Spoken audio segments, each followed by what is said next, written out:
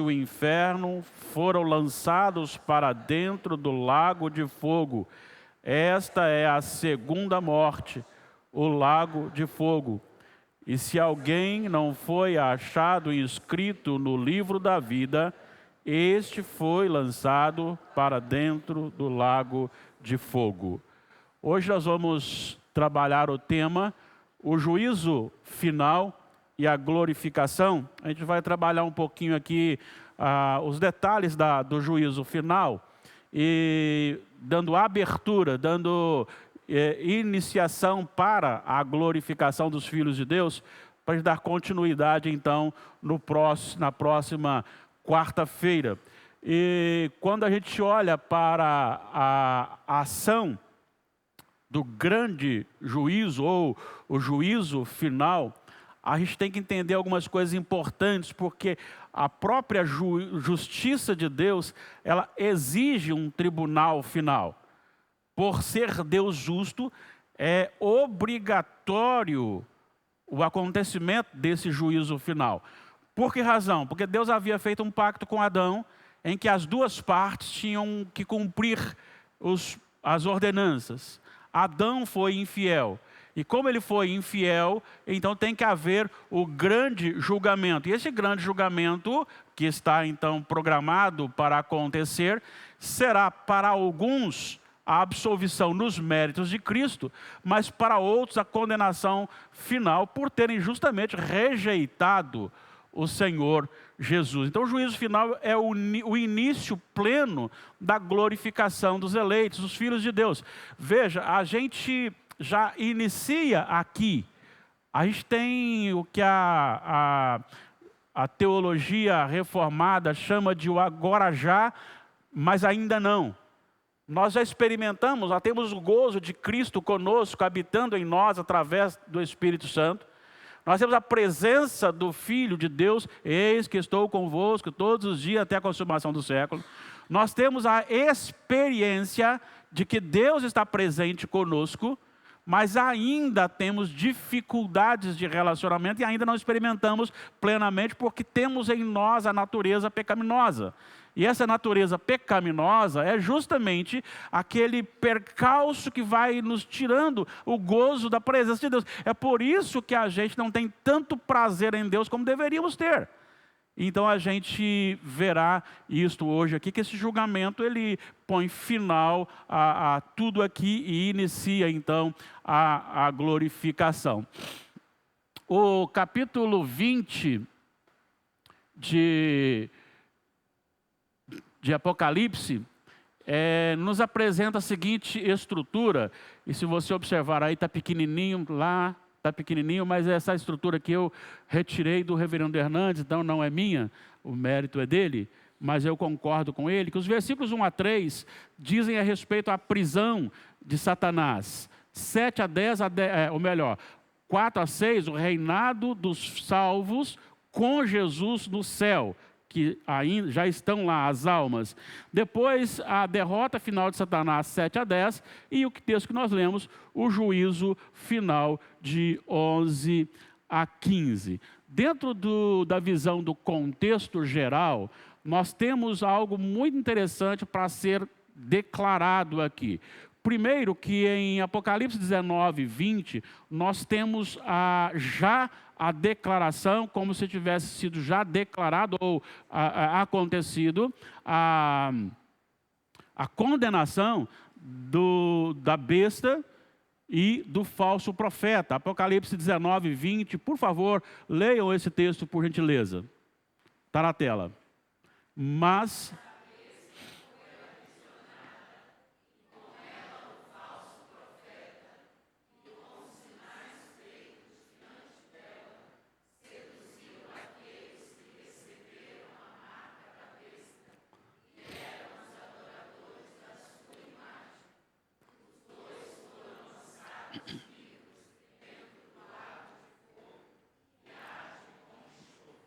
se você perceber, os dois foram lançados em que lugar? No lago de fogo. O lago de fogo, ele só apresenta depois do julgamento. Então aqui é uma antecipação de algo que iria acontecer, e depois, quando ele volta para o capítulo 20, é como se ele retornasse de novo na história para relatar até o juízo final. Mas não são só a besta e o falso profeta que são lançados no lago que arde com fogo e enxofre, mas também o diabo. Olha só o versículo 10 do capítulo 20. Leiam, por gentileza.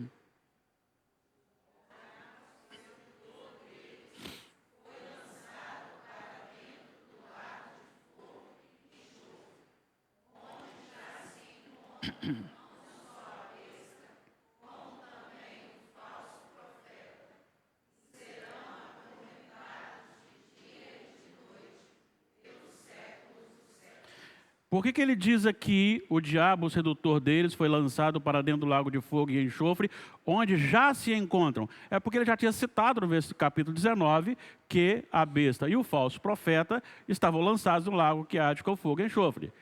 E você tem um detalhe especificando aqui o sofrimento, que é justamente a questão de ser ininterrupto e pelos séculos dos séculos. Não terá nenhum momento para um descanso, nem um cafezinho, nem para ir ao banheiro, é tormento o tempo todo. O texto que nós usamos, então, para a gente trabalhar um pouquinho este anúncio, ele... Deixa eu ver aqui. Isso. Está passando muito? Vamos lá. Muito bem. Quando se trata da questão do texto que nós estamos estudando, tem algumas coisas que a gente precisa entender desse texto, e que são bem claros aqui, a gente vai só relembrar. Primeiro que, quando fala o grande trono branco e aquele que nele se assenta, tem algo sendo revelado aqui.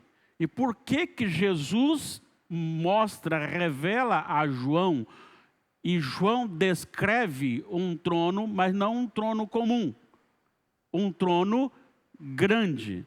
O trono grande dá a ideia de poder, de soberania do tribunal.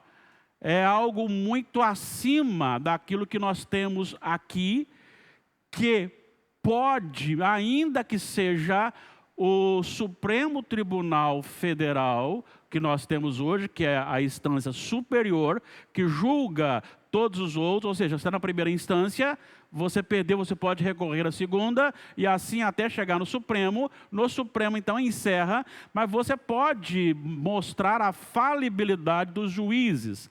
Aqui não. Por quê? Primeiro porque ele é o superior, ele é o grande, ele é o todo-poderoso, mas também ele é branco. E o branco tem a simbologia da santidade e da justiça do juiz.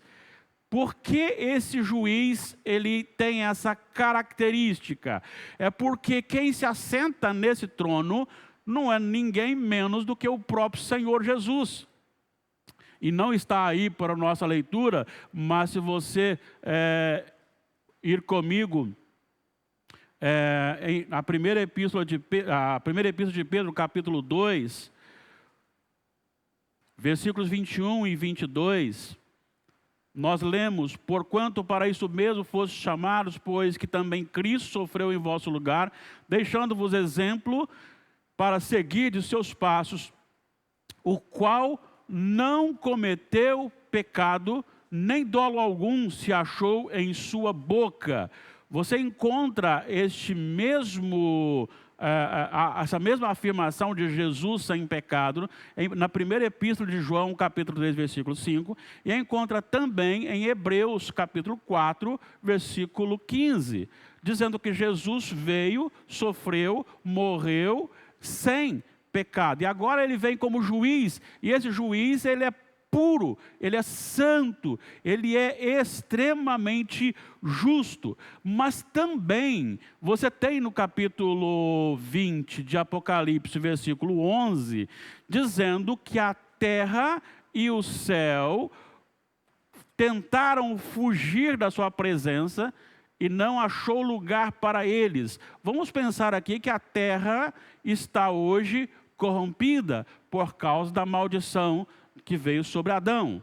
Então, o que vai acontecer é que a terra toda, o universo todo, passará por uma purificação também. Porque se você observar, e vamos então para alguns textos, essa renovação do universo. Primeiro, Pedro diz que os elementos serão desfeitos, no sentido de passará por um aquecimento, como um significado de purificação. Segundo de Pedro 3:10, por gentileza. Outra pessoa abre Mateus 19:28, e a outra Atos 3:21, e a outra, por final, Romanos 8:21. Vamos lá então, 2 de Pedro 3:10.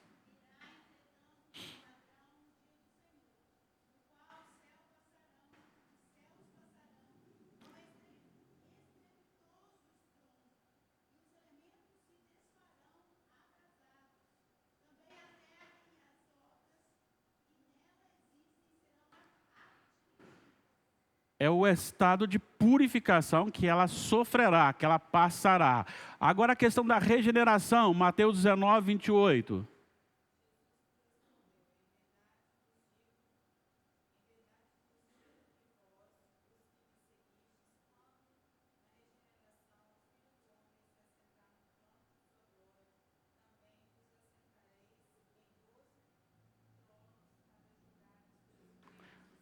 Então, no dia da regeneração, a terra será regenerada, purificada, ela retornará ao estado em que ela era antes da queda. Restauração, Atos 3:21.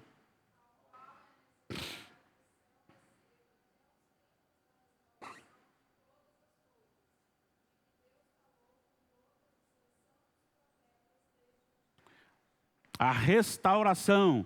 E por fim, a libertação, Romanos 8:21.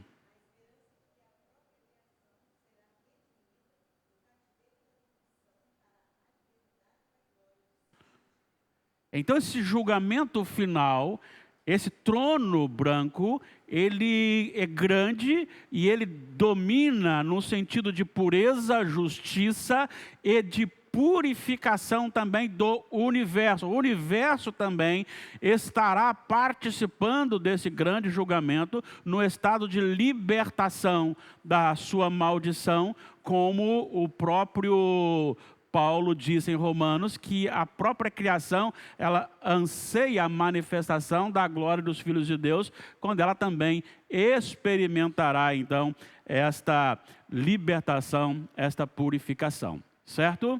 Então você tem esse juízo perfeito, juiz perfeito, um trono poderoso, ou soberano, onipotente, e que abrangerá todo o universo.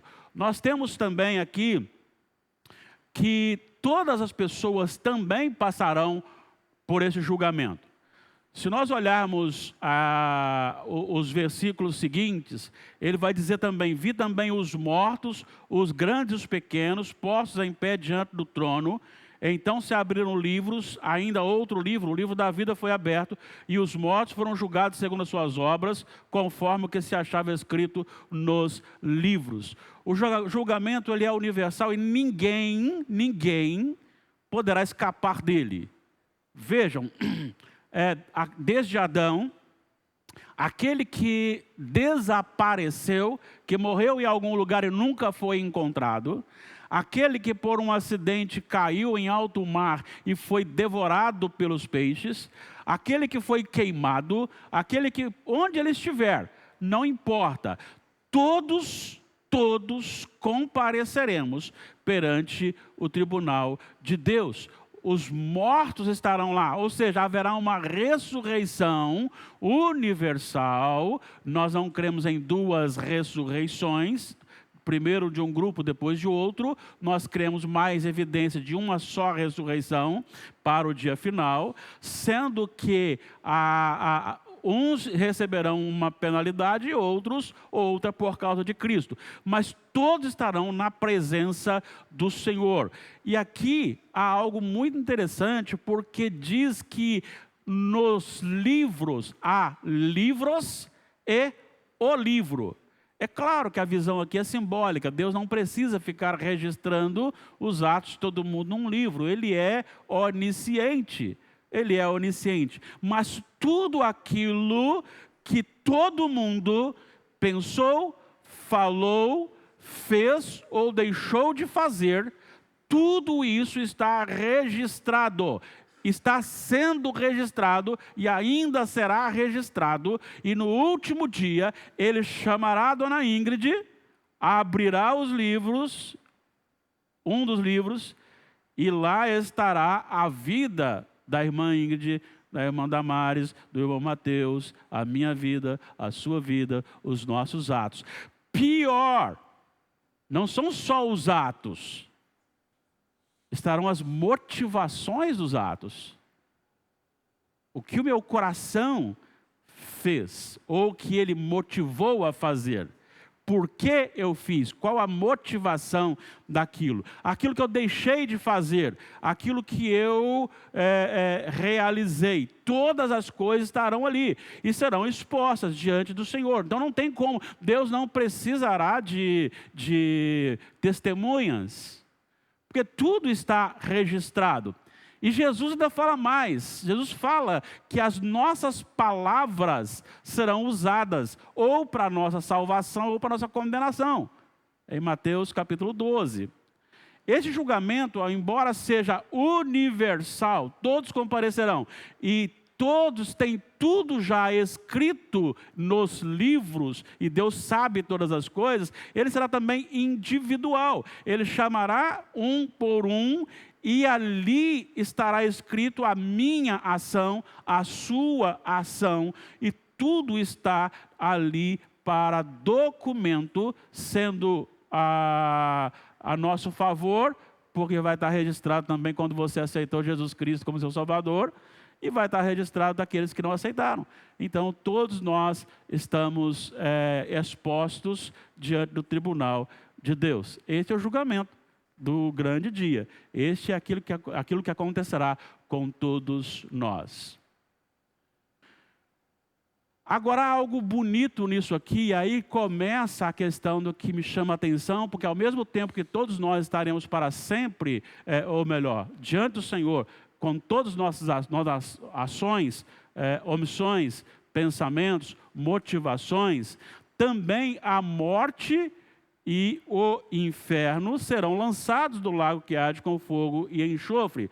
No versículo 13, ele fala de que deu à morte os seus mortos, e cada um será julgado pelas suas obras. E no versículo 14 ele diz assim: a morte e o inferno foram lançados para o lago de fogo. Essa é a segunda morte, o lago de fogo. Você tem primeira morte e segunda morte, você tem primeira ressurreição e segunda ressurreição. Primeira morte, a morte física. Segunda morte, a morte espiritual. Primeira ressurreição, a ressurreição espiritual. A segunda ressurreição, a ressurreição física. Inverte. E o estado das pessoas que estão hoje mortas é chamado de Hades, que é também às vezes chamado de inferno. Mas em muitos momentos a palavra Hades, onde se traduz como inferno aqui, é também chamado para aqueles que morreram no Senhor, que seria não o contexto de condenação, mas seria a morte, é o estado da separação entre a alma e o corpo. A alma volta ao Senhor e o pó e o corpo volta ao pó. E o Hades é o lugar que se encontram. Então você tem aqueles que se encontram, e aí por isso a palavra inferno, traduzindo aqueles que morreram sem Jesus, a alma dos que morreram sem Jesus.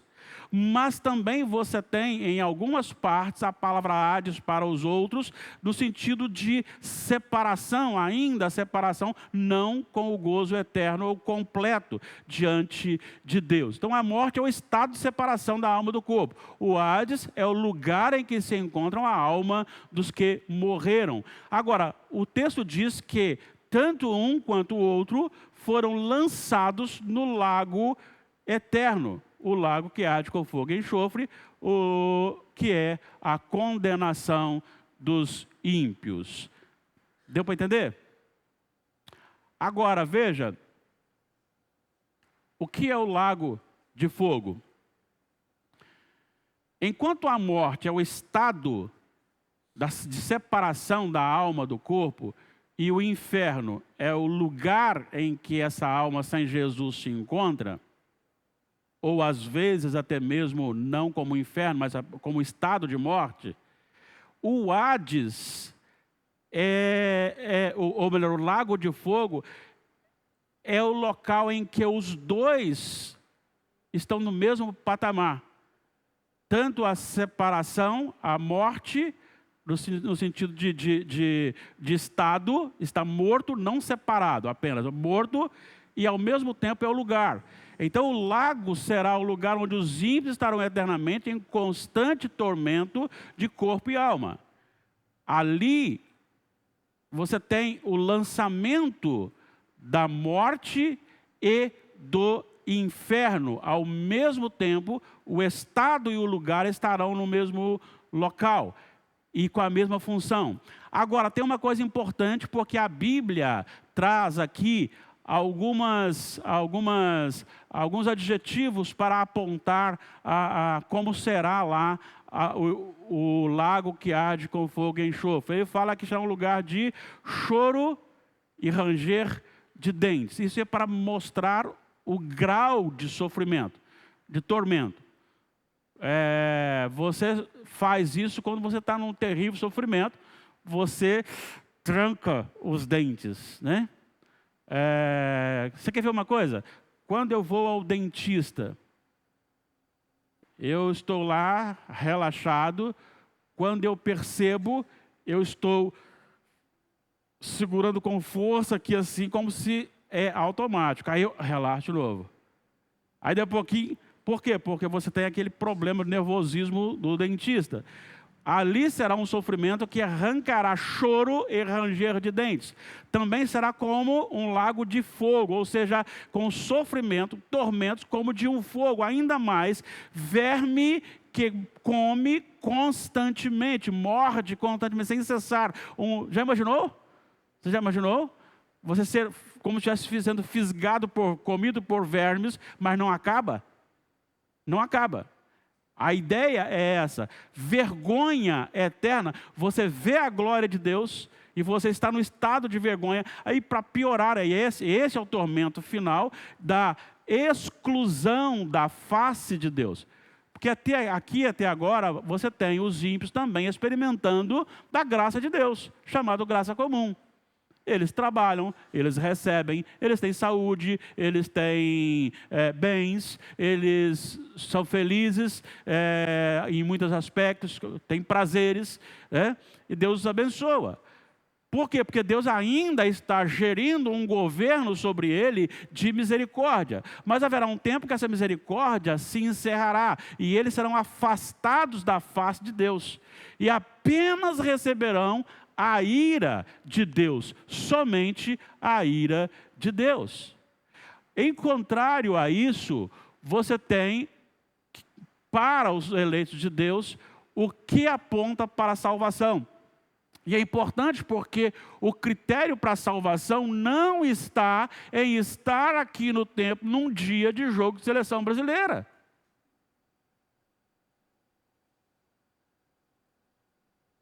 Pastor, e aqueles que não vieram por causa do jogo, se Jesus voltar? Se ele foi eleito, ele vai para o céu também. Porque a nossa salvação não está nos nossos atos. Os nossos atos evidenciam a salvação. Mas ela não está em nossos atos, ela está no fato de Cristo ter escrito no livro da vida o nosso nome. Veja, todos serão julgados segundo as obras registradas nos livros. Se você olhar aí 2 Coríntios 5:10, diz que até nós, crentes, compareceremos perante o tribunal de Deus. 2 Coríntios 5:10. Mas serão salvos apenas os que tiverem o seu nome escrito no livro da vida. Veja, se alguém não foi achado escrito no livro da vida, esse foi lançado para dentro do lago de fogo. O que vai diferenciar um do outro? Qual a diferença? Do salvo por não salvo, porque foi lançado no lago e o que não foi lançado no lago. O que diferencia eles? O nome no livro da vida. Não é que ele foi bonzinho, não é que ele foi caprichoso, não é que ele foi honesto. O ser tudo isso é uma consequência da sua vida com Deus. Mas o que determina é ter o nome escrito no livro da vida. E aí, o texto está equivocado aí, eu mandei errado, é Êxodo 12, 1 a 13, eu quero que leiamos isso, porque esse texto é muito interessante. Vamos lá para esse texto, Êxodo capítulo 12, 1 a 13, acompanha comigo por gentileza. Veja bem, disse o Senhor a Moisés e a Arão na terra do Egito: este mês vos será o principal dos meses, será o primeiro mês do ano. Falai a toda a congregação de Israel, dizendo: aos 10 deste mês, cada um tomará para si um cordeiro, segundo a casa dos pais, um cordeiro para cada família. Mas se a família for pequena para um cordeiro, então convidará ele o seu vizinho mais próximo, conforme o número das almas, conforme o que cada um puder comer. Por aí calculareis quantos bastem para o cordeiro. O cordeiro será sem defeito, macho de 1 ano. Podereis tomar um cordeiro ou um cabrito. E o guardareis até o 14º dia do mês, e todo o ajuntamento da congregação de Israel o imolará no crepúsculo da tarde. Tomarão o sangue e o porão em ambas as ombreiras e na verga da porta, nas casas em que o comerem. Naquela noite comerão a carne assada no fogo, com pães asmos e ervas amargas a comerão. Não comereis do animal nada cru, nem cozido em água, porém assado ao fogo, a cabeça, as pernas e a fressura. Nada deixareis dele até pela manhã, o que porém ficar até pela manhã, queimá-lo-eis. Desta maneira o comereis: lombo cingido, sandálias aos pés e cajado na mão. Comê-lo-eis à pressa, é a Páscoa do Senhor. Porque naquela noite passarei pela terra do Egito e ferirei na terra do Egito todos os primogênitos, desde os homens até os animais. Executarei juízo sobre todos os deuses do Egito. Eu sou o Senhor. O sangue vos será por sinal nas casas em que estiverdes. Quando eu vir o sangue, passarei por vós, e não haverá entre vós praga destruidora quando eu ferir a terra do Egito. É muito parecido. O que salvava a casa dos judeus, dos hebreus, era o fato de o sangue estar na porta. Então ele não entrava e não matava. Aqui também, da mesma forma, o que faz a diferença é ter o nome escrito no livro da vida. Não tem a ver comigo, não tem a ver com o meu mérito, não tem a ver com a minha capacidade, tem a ver com os méritos de Jesus Cristo. E é isto que nós temos como base, ter o nome inscrito no livro da vida. Esta é a segurança da nossa salvação ou do livramento da condenação eterna. Deu para entender até aqui? Tem alguma dúvida?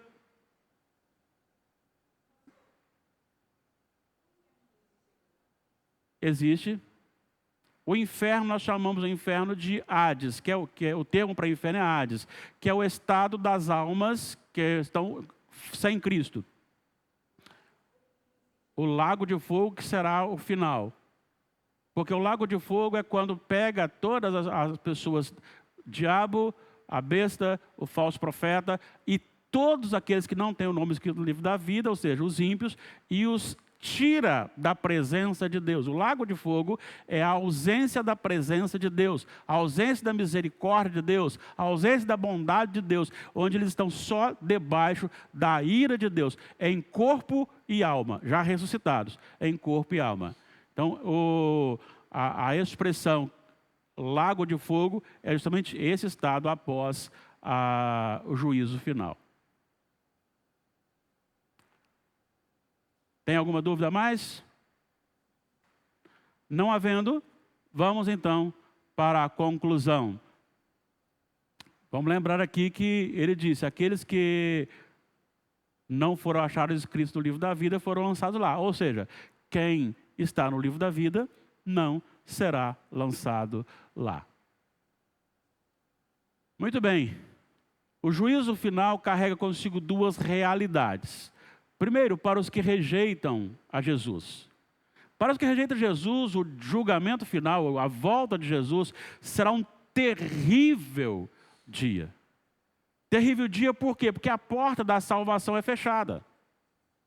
Não há mais possibilidade da salvação. E o destino final, ele é selado. E é selado para a condenação.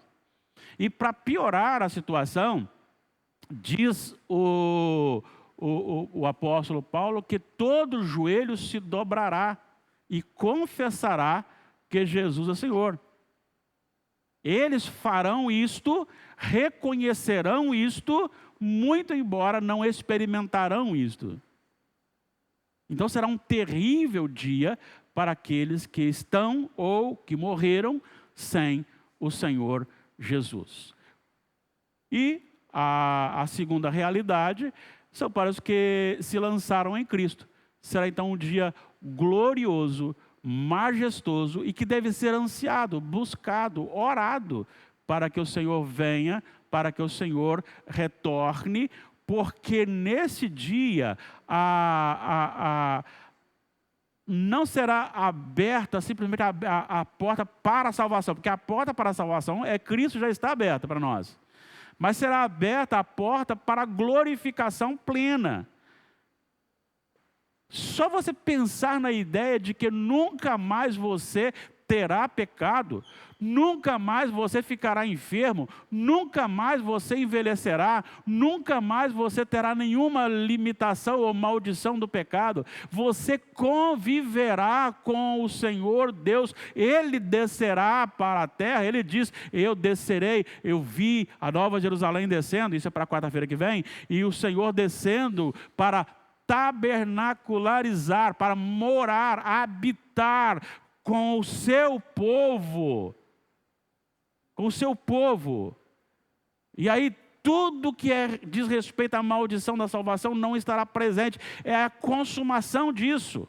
Nós já experimentamos um pouco disso e eu acho que a igreja precisa experimentar mais disso aqui e agora. Nós podemos. O Espírito nos concede isto. O Espírito nos concede isso. Isso está em Cristo. Há riquezas profundas em Jesus que nós não exploramos. Olha, eu afirmo mais uma vez, às vezes nós viveremos nessa terra salvos porque cremos em Jesus, mas nós não experimentaremos de tudo aquilo que nos é possível em Jesus. Jesus é a plenitude da revelação de Deus ao homem aqui na terra. Ele traz consigo a revelação da glória de Deus na sua face. Ele tem relacionamento conosco. Você sabia que quando você está em apuros, quando você está sofrendo, quando você está ou com dor, ou seja qual for, ou sendo tentado, não é simplesmente uma intercessão de Jesus junto ao Pai, não. Ele passou por todas as experiências humanas e ele, como se, vou usar uma expressão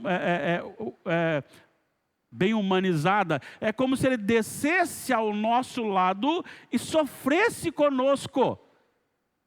E sofresse conosco. Ele nos ama tanto que ele diz que a ordem do Pai é que ele nos ame. Então nós podemos experimentar muito disso aqui agora. Mas depois, não há nem explicação, nós não conseguimos nem pensar, nem meditar no que será, porque nós estaremos contemplando a Cristo sem pecado, nós sem pecado. E aí veremos a sua glória realmente como Ele é, e habitaremos na casa do Senhor para todo sempre. Este é o início da glorificação. Quarta-feira que vem a gente vai aprofundar mais nessa riqueza dos capítulos 21 e 22 de Apocalipse. Tudo ok? Ficou claro? Podemos encerrar? Vamos colocar em pé?